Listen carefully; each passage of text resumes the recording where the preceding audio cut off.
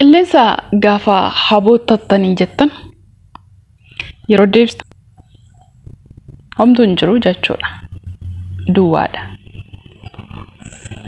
Lensa tube, sub like share comment. Lensa tube, sub like share comment. Nama imma keessan hin qabne faana gaafa kaayyoo kaayyistan marii gaafa taasistan akeeka gurguddaa gaafa waliin akeektan akka kanaati jechuudha. Kanaaf namni sin faana kaayyoo kaayyisuu qabdan, namni sin faana marii mari'achuu qabdan nama akkamii ta'uu qaba? Nama isin immarraa hin qabne yoo ta'e iyyuu nama sinirraa imma qabu ta'uu qaba jechuudha. Sababni isaa maaliifi namni imma keessan hin qabne wanta muraasaaf isinitti dhiyaata. Faayidaaf ta'uu danda'a. Wantoota garaagaraaf ta'uu danda'a.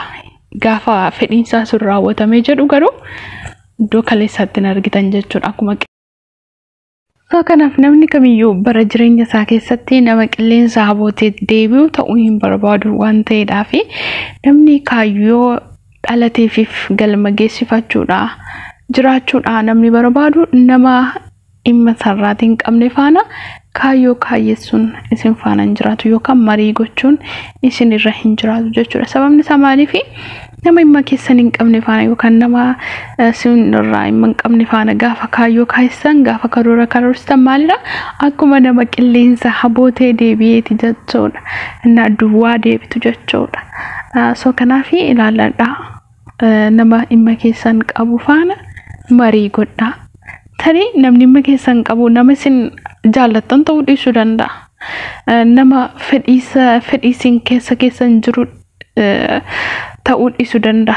Haa ta'u malee isin fedhii nama sana keessa jiraachuu dandeessu jechuudha. Kanaaf ilaalladha. Kanaaf namni kamiyyuu bara jireenya isaa keessatti nama qilleensa habootee deebi'u ta'uu hin barbaadu waan ta'eedhaaf namni kaayyoo dhalateefiif galma geessifachuudha jiraachuudha namni barbaadu nama dhimma sarraatiin qabne faana kaayyoo kaayyessuun isin faana hin jiraatu yookaan marii gochuun isin irra hin jiraatu jechuudha. Sababni isaa maaliifi nama dhimma keessan hin qabne faana yookaan nama isin irraa dhimma hin qabne faana gaafa kaayyoo kaayessan gaafa karoora karoorstan maalidha?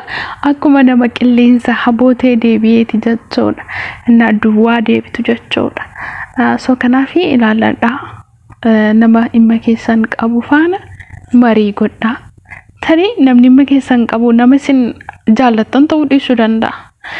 Nama fedhiisin keessan jiru ta'uu dhiisuu danda'a.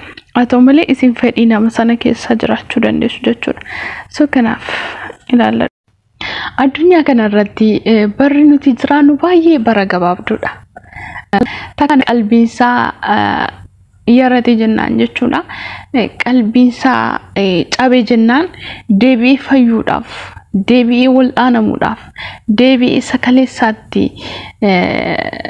akka kaleessaatti labbisaa sana yaadasaa sana qalbiisaa sana fayyifachuudhaaf dadhabbii guddaa qaba jechuudha.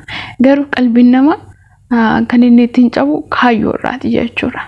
Kanaaf kaayyoo keessan gaafa kaayyestan akeeka keessan gaafa karoora keessa galfattanii nama qalbii keessan cabsu nama yaada keessan cabse isin biraa deebi'u osoo hin taane nama isiniif kaayyoo keessan karoora isin faana karoorstan galma isiniif ga'u ta'uu qaba jechuudha.